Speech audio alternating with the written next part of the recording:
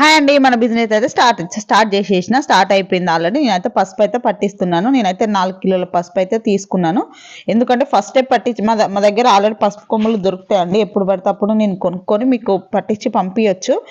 ఎందుకంటే పసుపు కూడా దొరుకుతుంది. నాకు పసుపు అంత నచ్చదు. ఎందుకంటే పట్టి పెట్టి ఉంటుంది కనుక ఒక్కొక్కసారి పురుగు వచ్చి కూడా ఉంటుంది. అందుకనేసి నేను ఎమ్మటే కొమ్ములు పట్టించి పంపించింది అనుకోండి, మీకు కూడా ఫ్రెష్గా వస్తుంది. అందుకనేసి నేనైతే ఇలా చేద్దాము అని అయితే అనుకున్నాను. నేను 2 సార్లు పట్టించాను. ఫస్ట్ పెద్ద జల్లెడేసి పట్టించిన, మీకు ఆల్రెడీ చూపించాను వీడియోలో. మీరు కావాలంటే క్లారిటీగా చూసుకోండి.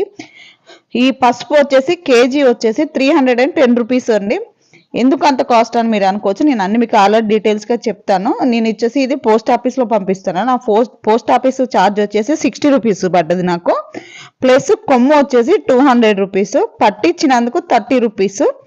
నేను తీసుకునేది అందులో 20 రూపీస్ మాత్రమే. ఎందుకంటే నేను ఫస్ట్ స్టార్ట్ చేస్తున్నాను కనుక నాకు ఎక్కువ మార్జిన్ వద్దు. నాకు ఆర్డర్స్ వస్తే దాన్ని బట్టి నేను చూసుకుంటానులే అనేసి అన్నట్టుగానే అనుకున్నాను. ఈ 20 రూపీస్ అని ఎందుకు తీసుకుంటున్నానంటే నాకు కవర్స్ ఛార్జ్ తీసుకుంటున్నానండి. దీంట్లో